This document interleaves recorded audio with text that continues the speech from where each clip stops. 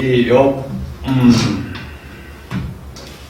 여러분, 엽을 얘기하면 뭐가 생각이 나십니까? 엽. 적장시대에 기록된 책, 연대는 정확하게 알 수 없지만, 그렇죠? 적장시대에 기록이 되어 있다라고 추측을 합니다. 저자도 엽이 등장하지만은 알 수가 없습니다. 엽이 있었는지. 단지 추측만 할 뿐이죠. 엽이 있었다. 근데 엽을 우리가 생각해 보면은, 먼저 생각해야 할 것이 뭐냐면, 모든 인생의 주권은 하나님께 달려있다. 주권자가 하나님이시다. 여기에 프레임이 걸려있는 거예요. 그죠? 엽 전체가, 책이, 이 엽이, 밝히고자 하는 것이, 모든 인생의 주권자가 전지전능하신 하나님이시다. 모든 인생의 주권자, 그 한 인생의 모든 것을 포함한 것이죠. 모든 것이 하나님의 주권에 달려있다 라고 하는 것을 말씀해 주고 있습니다. 엽이 그랬던 것처럼 우리도 마찬가지죠. 인생 살아가면서 내 인생의 삶의 모든 주권이 누구께 있다? 하나님에게 있다라고 우리가 믿고 또 그렇게 순종하면서 살아가고 있습니다. 더더욱 우리가 한 발자국 더 들어가서 생각해 볼 수 있는 것은, 그러기 때문에 우리가 감사할 수 있다고 하는 것입니다.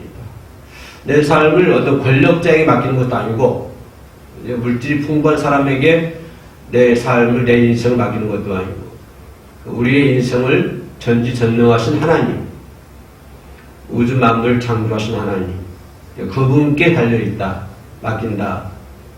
그렇기 때문에 우리는 하나님을 찬양하게 되는 것이고 감사하게 되는 것이죠. 그래서 예배가 드리는 것입니다. 거기서부터 감사가 나와야 된다고 하는 것입니다. 감사의 출발점이 바로 거기서부터 출발해야 된다고 하는 것입니다. 하나님께서 내 소원을 들어주셨기 때문에 감사한다. 내가 내 몸이 일들면 내 몸이 아팠는데 열심히 기도했더니 하나님께서 내 병을 치료해 주셨어요. 하나님 감사합니다. 그 말이 절대 틀리는 건 아닙니다. 그죠? 맞는 것이죠. 그러나 가장 기본적인 것이 뭐냐면, 내 인생의 삶의 모든 주권은 하나님께 달려있다고 하는 것입니다. 왜 그러냐면, 내 병을 치료하신 하나님께 감사하지. 만약에 그러면 하나님께서 치료하시지 않으면 어떻게 할 겁니까? 그러면 그때는 덜 감사하는 거예요. 감사하지 않는 거예요. 그런 문제가 걸려있기 때문에, 그죠? 우리는 나의 모든 문제, 내 병이 치료되든 치료되지 않든, 내 소원이 이루어지든 이루어지지 않든 간에 내 삶의, 내 인생의 모든 것들이 하나님 전능자이신 하나님께 달려있다. 하나님의 주권에 있다. 라고 우리가 믿고 또 순종하고, 그죠? 그렇게 될 때 우리 삶이 감사 생활이 거기서부터 출발한다라고 생각해 볼 수가 있습니다. 사람이 어려움을 겪게 되면, 그죠? 하나님을 믿어도 우리가 절망이 쉽잖아요. 근데 엽이 절망했습니까? 엽만큼 어려움 겪은 사람이 누가 있습니까? 엽처럼. 성경에 나와 있는 많은 선진들, 그분들이 많은 과철을 당하고 있잖아요. 아브라함이 할 것 없이, 바울도 그랬고요. 예수님 십자가 짊어지시고 했고, 예수님의 12 제자들도 모두 신교당하지 않습니까? 또 그 후로도 많은 우리 선진들이 많이 이루 말할 수 없는 신교를 당했고, 우리나라도 역시 마찬가지죠. 우리나라도 신교를 많이 당하지 않습니까?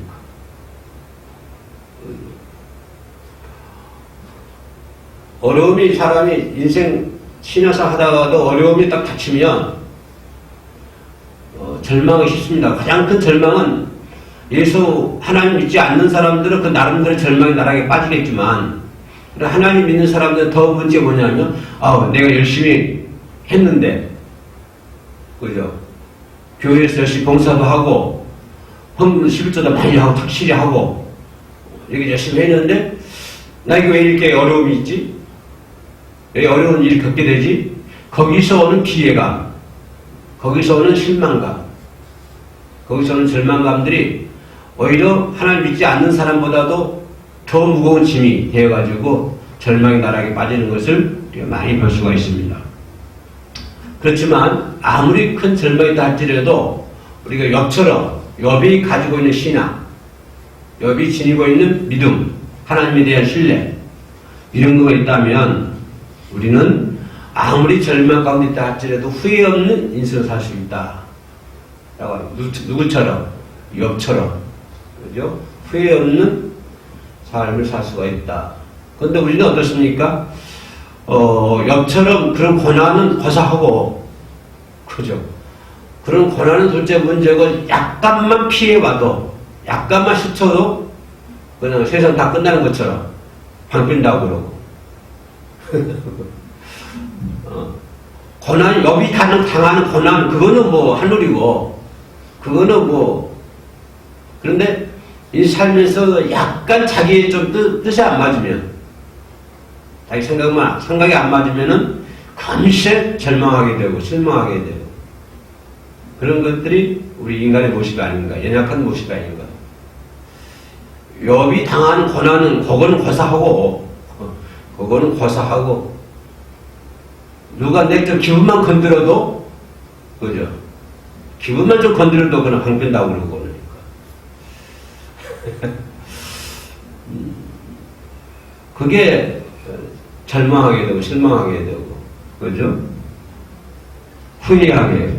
그게 뭐냐면, 문제는 후회하게 만든다고 하는 것입니다. 그 사람의 삶을 후회하게 만드는 거예요. 내가 왜 그랬지? 내가 왜 이러지? 이렇게 후회하는 사람.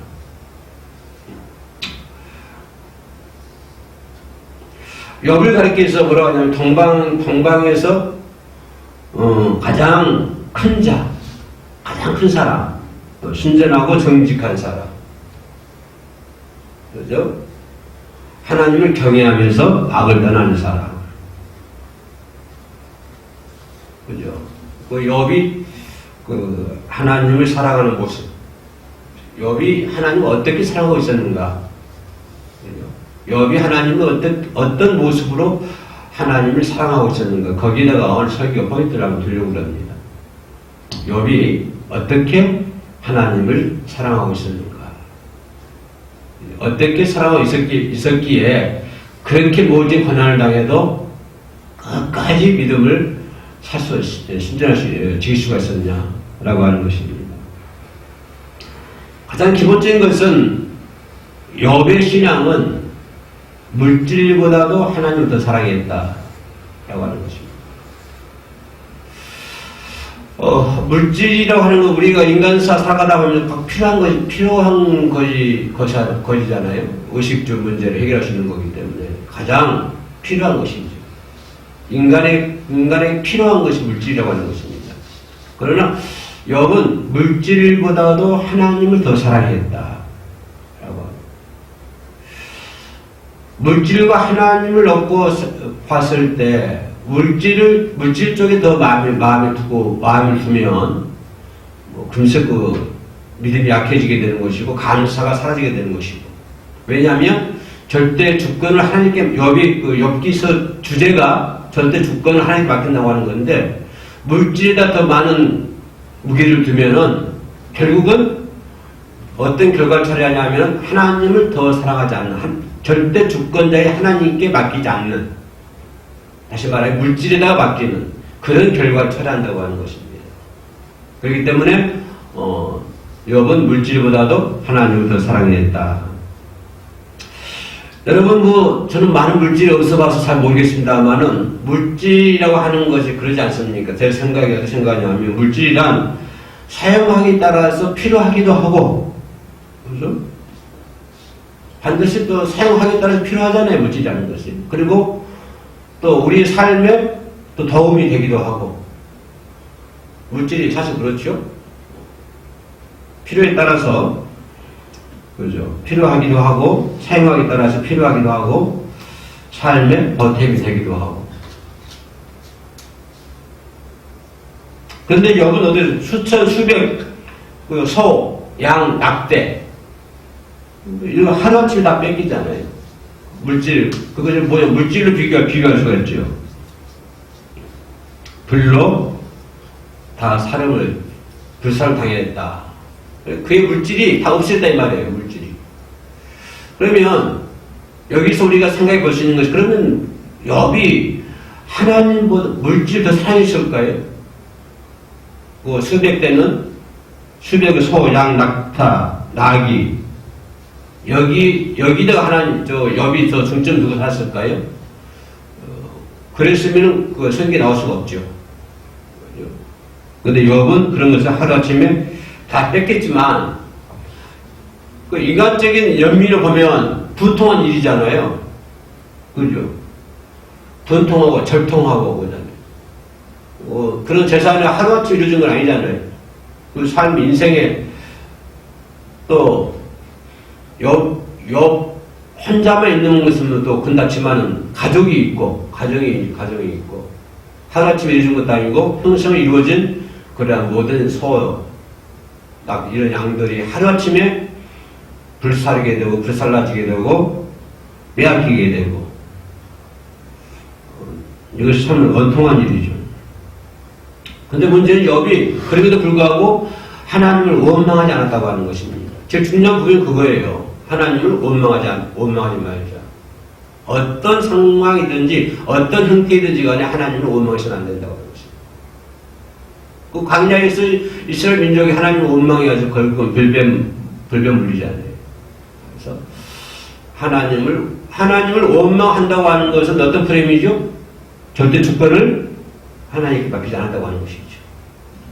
욥의 책이 기록하는, 밝히는 것이 절대 주권자가 하나님이시다라고 그런 프레임이었는데, 하나님을 원망한다고 하는 것은 그 프레임에 맞지 않는 것이다. 그래서 욥은 자기 재산이 하루아침에 다 없어져도 하나님을 원망하지 않았다. 그러면서 큰 얘기 뭐라고 그래요? 주신 자도 취하신 자도 다 하나님이시다. 하나님이 거라고 하는 거예요. 하나님이고. 그 물질 주신 것도 하나님인 것이고, 치 가는 것도 하나님인 것이고. 여러분 가지고 태어날 때 뭐 물질 가지고 태어났습니까? 여러분 건 아니잖아요. 그 돈 가지고 태어났어요? 그럼 이 돈 여러분 것이에요? 주신 자도 하나님 것이고, 하나님의 치에 가는 거니까, 이건 뭐요? 원망할 필요가, 억울할 필요가 없다고 하는 거예요. 원망할 필요가 없다. 물질보다도 하나님 더 사랑했다. 또, 우리 욥 그러면은, 자녀보다도 하나님 더 사랑했다. 욥은, 이 문제는 참 우리 기독교인들이, 이 자녀보다도 하나님 더 사랑했다. 자녀 그러면 뭘까요? 자녀 그러면 하나님 뜻이 뭘까요? 하나님께서 우리에게 자녀를 주셨어요. 그러면 왜 주신 거예요? 왜 전사님 얘기해요? 하나님 왜 자녀 주셨어?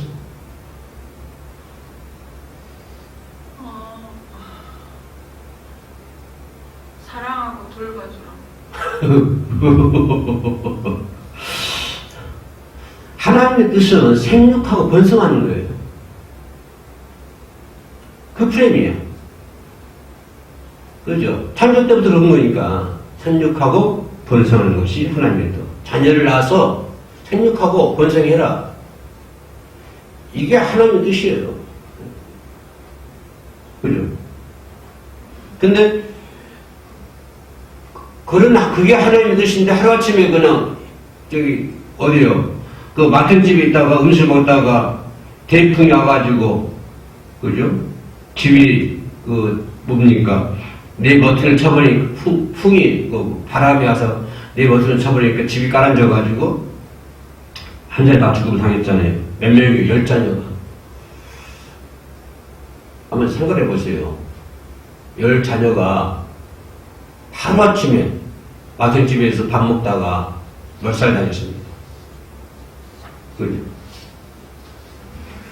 누구들 자식 사랑하지 않는 사람 있겠습니까? 자기, 그죠? 목숨보다도 더 귀하게 여기잖아요, 자식은. 자기가 죽는 아이들은 자식 죽는 걸 못 보잖아요. 네. 누가 자식 사랑하지 않는 사람 누가 있어요? 근데 욥은 10자녀를 하루아침에 잃어버렸다고 그러는 것이. 근데 욥이 그 비극, 그 슬픔을 억제할 수 있었습니다. 그게 뭐냐면 하나님을 사랑했기 때문에 그런 거예요. 자녀보다도 하나님을 더 사랑했기 때문에 그 슬픔을 억제할 수가 있었다. 그래서 욥의 신앙은 자녀들보다도 하나님을 더 사랑했다.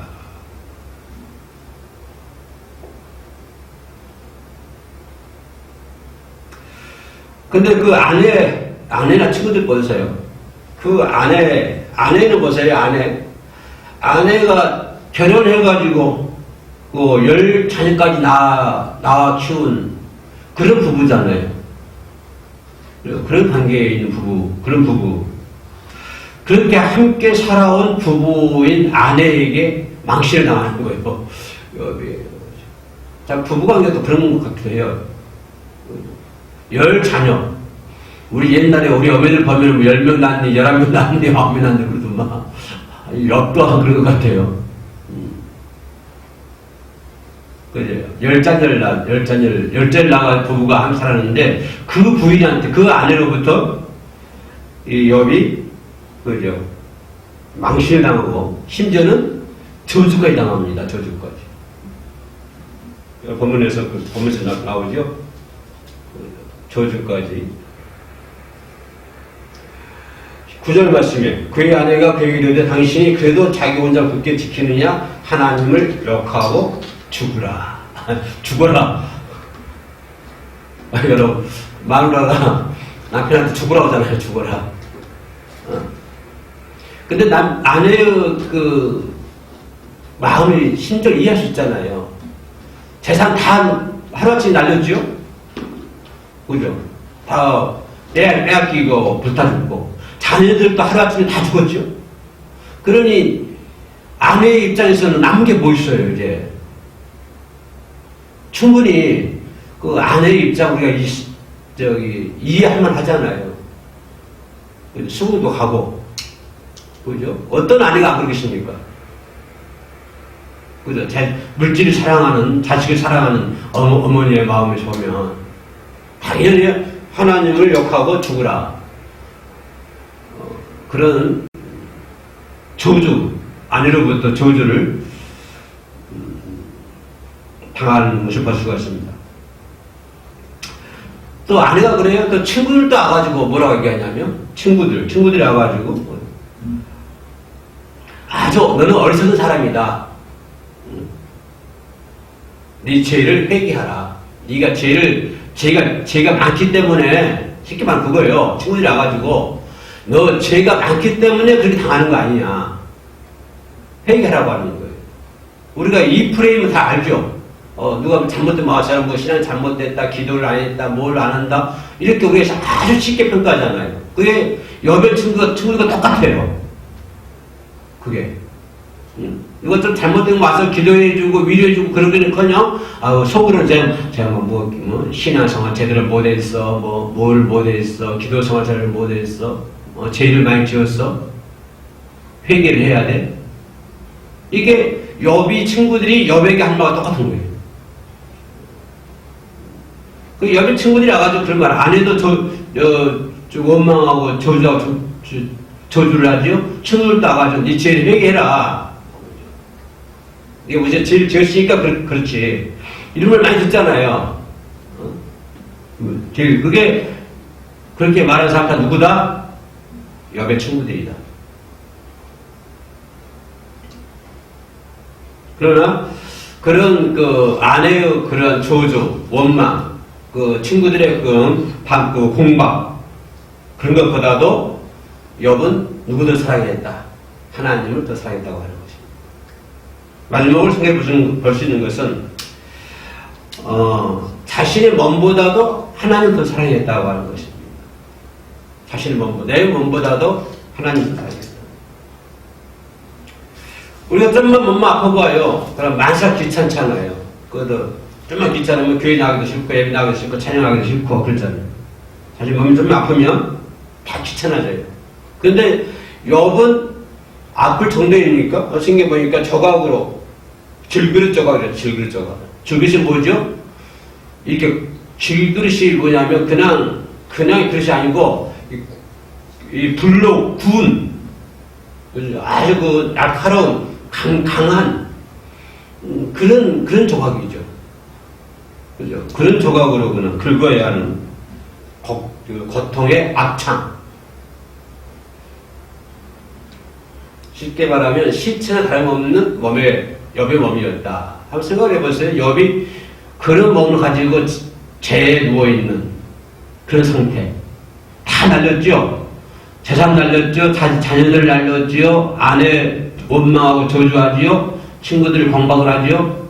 자기 몸은 그런 병 걸려가지고 그 질글 조각으로 몸이나 붓고 있고, 그것 어디서? 재 위에서. 우리 시골에서는 옛날에 재는 어디서 뒀냐면 화장실에 뒀어요. 화장실에다가. 부엌에서 재 꺼내가지고 화장실 걸음치기 위해서, 걸음에다 얹기 위해서 이제 화장실에 뒀거든요. 그 재 위에서 질그릇으로 긁고 있는 욥을 한번 생각을 해보자고. 그러죠. 인간들을 볼 때는 너무 비참하잖아요. 누가 그 사람 가르쳐서 하나님 삶의 삶을 얘기할 수 있겠어요? 누가 그 사람 가르쳐서 동방의 부자, 동방의 큰 사람을 얘기할 수 있겠어요? 너무 비참하잖아요. 누가 그 사람 가르쳐서 아우 저 양반 하나님 믿음 생활 잘하는 사람이야, 믿음 좋은 사람이야 이라고 얘기할 수 있는 사람 누가 있어요? 그죠? 너무 비참하잖아요. 그러나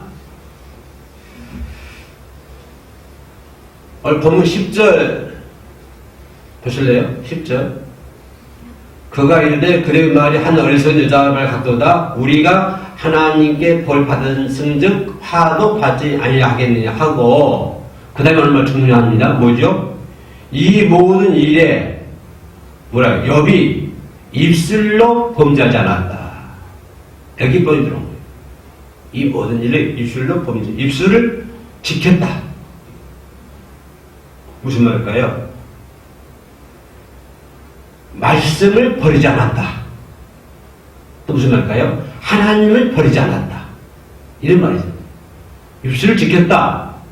말씀을 지켰다. 말씀을 버리지 않았다. 하나님을 버리지 않았다. 그 상황 속에서 재 위에 누워있으면서 입술을 지키고 말씀을 버리지 아니하고 하나님을 버리지 아니하는 욥의 신앙. 그래서 욥은 하나님을 더 사랑하는 사람이었다. 그렇기 때문에 그는 승리할 수 있었다라고 하는 것입니다. 우리도 하나님을 더 사랑하는 사람이 되어야 될 줄 믿습니다. 나보다도 하나님을 더, 자녀보다도, 남편과 아내보다도, 그러다 본다고 해서 남편, 아내 사랑하지 말라는 것이 아니고요. 남편보다도 아내보다도 더 하나님을 사랑하는 욥처럼 그런 사람이 되어야 될 줄로 믿습니다. 기도하겠습니다. 하나님 감사합니다. 욥이 그랬던 것처럼 하나님을 더 많이 사랑할 수 있는 그런 믿음의 소유자가 될 수 있도록 도와주시옵소서. 무엇보다도 욥은 입술을 지켰다고 했습니다. 아버지, 우리들의 입술을 잘 지켜 나아갈 수 있도록 도와주시옵소서. 이사야는 숯불로 입술을 찢었다고 했습니다. 입을 찢었다고 했습니다. 하나님, 우리들의 입술을 참 하나님 원하는 그러한 도구, 나팔 될 수 있도록 도와주옵소서. 예수님 이름으로 기도합니다. 아멘.